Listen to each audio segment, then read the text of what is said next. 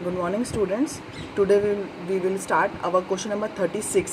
इस पूरे टॉपिक में हमारे लास्ट 2 क्वेश्चंस रिमेनिंग हैं, जिसमें क्वेश्चन नंबर 34 और 36 मैंने आपको नहीं कराया था क्योंकि इसमें एक छोटी एडजस्टमेंट है, बट वो थोड़ा सा हमें पैनिक कर सकती है। तो अगर आप लोग बिल्कुल ध्यान से और बिल्कुल पूरे पेशेंटली देखेंगे तो वो आपको बहुत अच्छे से समझ में आएगा। बाकी एक बार हमें थोड़ा सा उसको ब्रीफ करने में, थोड़ा सा आपको समझने में और ब्रीफ करने में मुझे थोड़ा सा टाइम लगेगा, तो आपको प्लीज़ देखना है उसको अच्छे से। आपके पास देखिए 36 क्वेश्चन और 34 ऑलमोस्ट सेम ही है, तो मैं 36 करा रही हूँ आपको। STUV 4 पार्टनर्स है हमारे पास ना, तो 4 पार्टनर्स का रेशो है 4, 3, 2, 1। इसके बाद हमारे पास बैलेंस शीट दी हुई है जिसके अंदर फिक्स असेट, करंट असेट है हमारे पास। उसके बाद कैपिटल अकाउंट बैलेंसेज हैं, sundry creditors and workmen compensation reserves. कोई जनरल रिजर्व नहीं है, कोई प्रॉफिट एंड लॉस अकाउंट नहीं है, ठीक है। तो अभी हम देखिए क्या करते हैं आगे। हमारे पास अब इसी डेट में हमने क्या डिसाइड किया है, फ्यूचर रेशो 3124, ठीक है। ये हमारा क्या है, न्यू रेशो। इसके बाद हमने पता किया है कि हमारी गुडविल कितनी है, 90,000। इसके अलावा जो हमारी एग्रीड टर्म्स हैं वो देखिए एज फॉलोज हैं।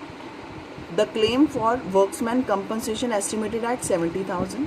बुक्स में कितना दिया है आपको, 60,000, ठीक है। वर्क्समैन कंपनसेशन देखिए फिर क्या करेंगे अपन। इसके अलावा हमारे पास कोई और एडजस्टमेंट नहीं है, बस ये छोटा सा क्वेश्चन है। To adjust the capital of the partner according to the new profit sharing ratio by opening partners current account. इस लाइन का रेलिवेंस अभी मैं इसी लाइन पे ही हमें काम करना है, इसका अभी हम रेलिवेंस डिस्कस करेंगे। ये हमारा लास्ट पॉइंट है। तो फर्स्ट अभी तक कितना क्या पॉइंट बनेगा वो हम देख लेते हैं। गुडविल दी हुई है, न्यू रेशो दिया हुआ है, ओल्ड रेशो दिया हुआ है। उसके अलावा आपके पास क्या करना पड़ेगा, आपको वर्क्समैन कंपनसेशन की एंट्री करनी है हमें, ठीक है। तो उसका क्या इम्पैक्ट आएगा, कहाँ कहाँ कैसे कैसे, उसको देखना है। उसके बाद partners capital account and then balance sheet, ठीक है। तो चलिए देखते हैं।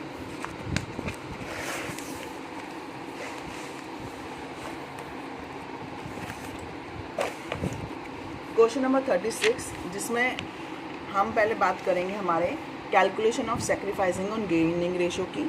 हमारे पास ओल्ड रेशो है 4, 3, 2, 1, न्यू रेशो है 3, 1, 2, 4। तो हमने इसका निकाल लिया है सेक्रीफाइसिंग गेनिंग। हमारे S और T का क्या आएगा, सेक्रीफाइस, और हमारे V का आएगा गेनिंग। U का 2/10 था और 2/10 न्यू मिलेगा, तो उसका कोई भी ना ही वो कुछ लेगा ना ही कुछ देगा, ठीक है। तो इस अमाउंट के लिए हमने क्या किया, 90,000 हमारे पास गुडविल अमाउंट है और गुडविल अमाउंट के साथ ही हमने सेक्रीफाइसिंग और गेनिंग्स निकाल ली है। तो हमारे पास वैल्यू आई है कि S को क्या करेगा, 9,000 का सेक्रीफाइस कर रहा था तो उसको मिल जाएगा 18,000 सेक्रीफाइस T कर रहा है, एंड देन 27,000 का गेन इसको हुआ है तो वो पे करेगा, ठीक है। तो एक तो ये हमारी रेलिवेंस हो गई। इसके अलावा हमारे पास वर्क्समैन कंपनसेशन की बात हो रही है, ठीक है। तो वर्क्समैन कंपनसेशन का रिजर्व है 60,000 का और क्लेम हमारा राइज हुआ है 70,000 का। तो workmen's compensation reserve debit to claim 70,000, बीच का डिफरेंस क्या हुआ, 10,000। मीन्स 10,000 से हमें बुक्स में एंट्री लानी पड़ेगी। बुक्स में एंट्री लाने के लिए हमें क्या करना पड़ता है, रिवेल से हमें एंट्री क्रिएट करनी होती है अपनी। तो एंट्री को बनाने के लिए आप क्या करेंगे, 10,000 रुपीज़ के लिए रिवेल को डेबिट करेंगे। रिवेल डेबिट होगा तो हमारे पास क्या मिलेगा, हमें लॉस, ठीक है। तो आपने फर्स्ट एंट्री ये पास करी है अपनी बुक्स में, तो इस एंट्री को पास करने से हमारे पास रिवैल्यूएशन अकाउंट आएगा। रिवैल्यूएशन अकाउंट में हमारे पास कोई और एडजस्टमेंट नहीं है। क्लेम अराइज होगा 2 वर्क्समैन कंपनसेशन क्लेम या 2 provisions for workmen compensation, you may choose anything, ठीक है। तो इसमें आपके पास ये जो 10,000 रुपये का रिवैल्यूएशन में लॉस आया है, इस लॉस को पार्टनर्स में ओल्ड रेशो में डिवाइड कर लेंगे। क्लियर है, 4, 3, 2, 1, क्लियर। तो ये आ गया हमारे पास 10,000 डिवाइड हो गया है। अब हमारे पास देखिए एक तो रिवैल्यूएशन आ गया, ठीक है। अब इस रिवैल्यूएशन की मैंने आपको जर्नल एंट्री पास करके दिखा रखी है। तो हमारे पार्टनर्स डेबिट हो गए लॉस के कारण और रिवैल्यूएशन क्रेडिट हो गया है क्योंकि रिवैल्यूएशन डेबिट हुआ था लॉस से, WCC से, और वो लॉस हमने पार्टनर्स में डिवाइड कर दिया, ठीक है। इसके बाद हमारे पास सेक्रीफाइसिंग गेनिंग रेशो हम निकाल चुके हैं। तो ये इसकी हमारी जर्नल एंट्री बाकी है ना, तो इसकी हमारी कौन सी जर्नल एंट्री हो जाएगी, V capital account debit to S और T। V हमारा गेनिंग पार्टनर है और S और T हमारे सेक्रीफाइसिंग पार्टनर है, तो गेनिंग टू सेक्रीफाइसिंग हमारी एंट्री पास हो गई है, ठीक है। इसके बाद question number entry number 4 and entry number 5 मैं आपसे अभी डिस्कस करूँगी। तो इसके लिए अभी हम चलते हैं हमारे कहाँ पे, पार्टनर्स कैपिटल अकाउंट में। तो पार्टनर्स कैपिटल अकाउंट के लिए आपको क्या चाहिए, हमें 4 कॉलम्स यहाँ पे बिल्ड करने पड़ेंगे, STUV एंड STUV, ठीक है, डेबिट क्रेडिट साइड। हमारे पास बैलेंसेस दिए हुए हैं, हमारे पास 2 लाख, 150, 1 लाख एंड 50,000। उसके बाद में हमें क्या करना है, हमें एक तो क्वेश्चन में लॉस को ट्रांसफ़र करना था, ठीक है, इसके अलावा गुडविल की कैलकुलेशन करनी है। तो फर्स्ट देखिए, लॉस हमारा इस साइड नहीं आएगा, ठीक है, इस साइड क्या आता है, बाय रिवैल्यूएशन से प्रॉफिट। तो लॉस है तो कहाँ गया, 2 रिवैल्यूएशन, 4,000, 3,000, 2,000 एंड 1,000। क्लियर है। इसके बाद में हमारी कौन सी एडजस्टमेंट थी, गुडविल की, वी कैपिटल टू एस और टी। तो वी कैपिटल डेबिट है, तो वी की डेबिट साइड में क्या आ जाएगा, 9,000, 18,000 बाय एस और टी, ठीक है, एस और टी से डेबिट हो जाएगा वो। और वी क्या हुआ था, सॉरी एस और टी क्या हुए थे, क्रेडिट। तो क्रेडिट होने के कारण डेबिट साइड में क्या आ जाएगा, बाय वीज कैपिटल 9,000 एंड 18,000, ठीक है, उनके कॉलम से वैल्यू आ गई। अब हम क्या करेंगे, इसको क्लोज कर देंगे। क्लोज किया हमने इस साइड से, CR से क्लोज करके हम वैल्यूज़ ले आए और हमने अपनी बैलेंस ब्रॉट डाउन कर दिया। 2,09,000 में से वैल्यू डिक्रीज हुई 4,000 लॉस की, एंड देन वैल्यू बची 2,05,000। 1,68,000 में से आपके पास 3,000 गया तो वैल्यू बची 1,65,000। 1 लाख में से 2,000 माइनस देन 98,000, एंड इसी तरीके से 50,000 में से आपके पास 28,000 माइनस होगा तो आपके पास वैल्यू बचेगी 22,000, ठीक है। अब इन बैलेंसेस को हमने क्या करना है, यहाँ तक हमारा क्वेश्चन ख़त्म हो जाता है। बट हमारे पास जो एक लाइन है चेंज, उस लाइन के कारण हमें थोड़ा सा इम्पैक्ट चेंज करना है। देखिए, to adjust the capital of the partners according to the new profit sharing ratio by opening current account, means उनकी जो कैपिटल के अमाउंट्स है वो उनके प्रॉफिट शेयरिंग में होंगे, न्यू प्रॉफिट शेयरिंग रेशो में। तो न्यू प्रॉफिट शेयरिंग रेशो में करने के लिए पहले हमें अलग से कैलकुलेट करना पड़ेगा। उसके बाद जो डिफरेंस अमाउंट होगा उसे हम निकाल लेंगे बिजनेस से और ऐड कर देंगे जो हमें ज़रूरत होगा, ठीक है। तो अब देखिए कैसे करेंगे।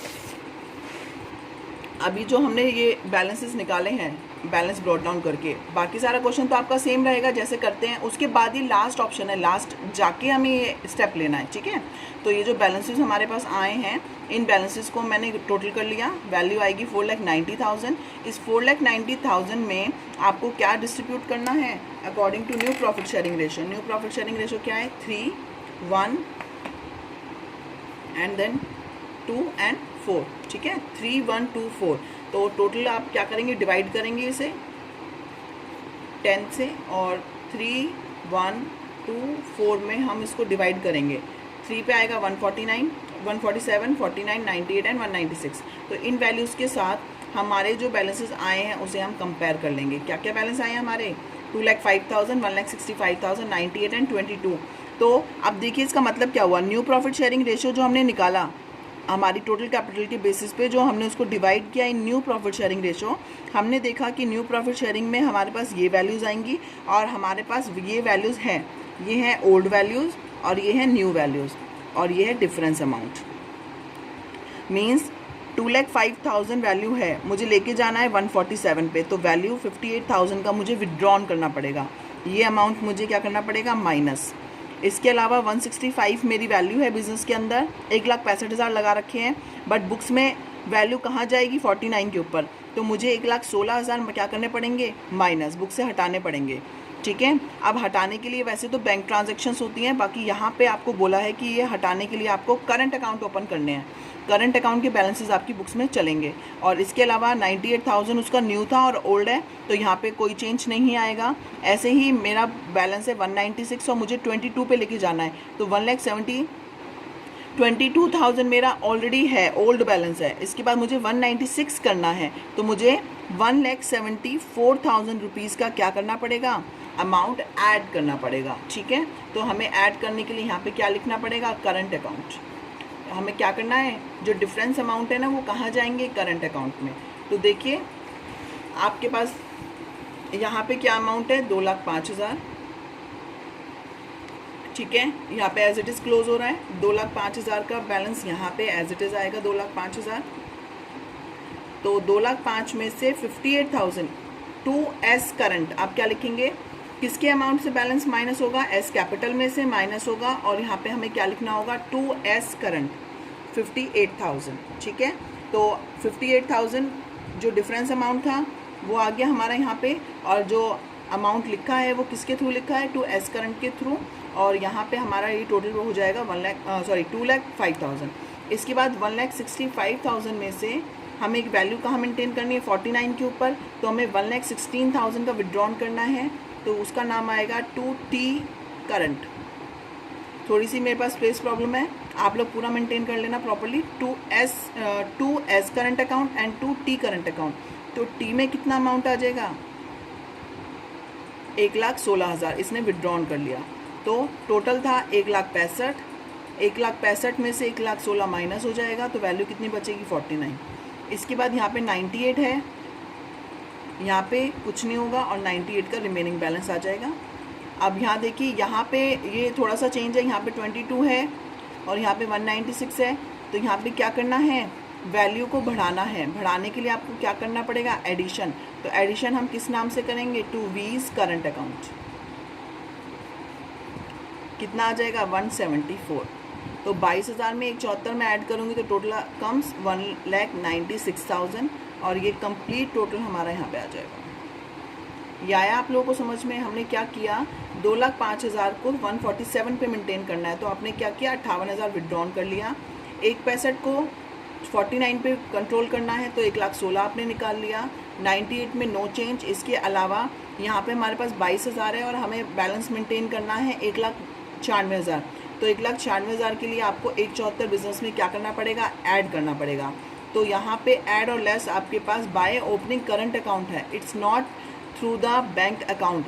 अगर हमें करंट अकाउंट की एंट्री ना बोल के हमें ये बोला होता कि बाय मेंटेनिंग विदड्रॉइंग और एडिशन इन कैपिटल, तो आप यहाँ पे लिखते हैं by bank and to bank, ठीक है। तो बट यहाँ पे क्या बोला है, करंट अकाउंट के थ्रू। तो इनकी जनरल एंट्रीज क्या बनी आपकी, एस और टी का अकाउंट क्या हुआ है, डेबिट।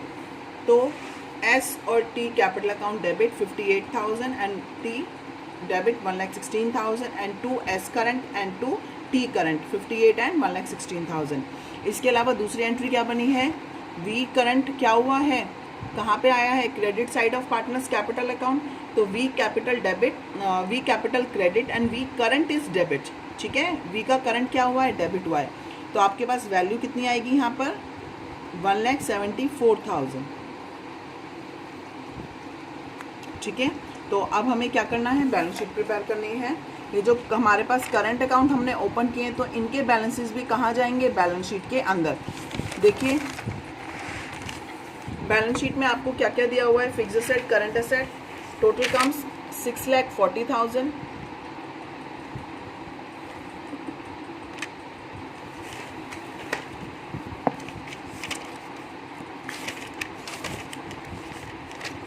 क्वेश्चन नंबर 36, 640 था, बट यहाँ पे चेंज आएगा, ठीक है। अभी मैं यहाँ पे मैंने अभी ओल्ड वैल्यू दिखाई है, सिर्फ आपको अभी देखना है। देखिए कैसे करेंगे। इसके अलावा हमें बुक्स में क्या दिया हुआ है,